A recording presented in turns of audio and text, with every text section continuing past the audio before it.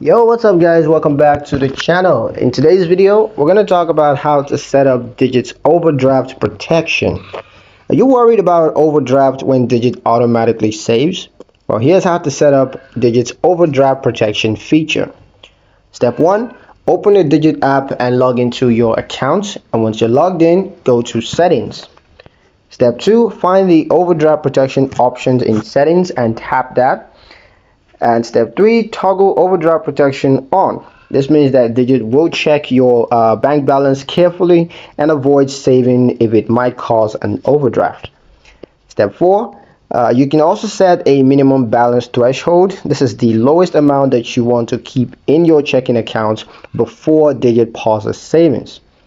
Step 5, save your settings and Digit will automatically adjust its savings transfers to keep you safe from overdraft. And that's it. Digit keeps your savings safe while making sure that you never bounce a payment. And that's pretty much it for the video, guys. Hope you liked it. If you did, like and subscribe to the channel for more Digit tips. And don't forget to ring that notification bell so you never miss another update in the future. Thank you guys for watching, and I'll see you in the next one.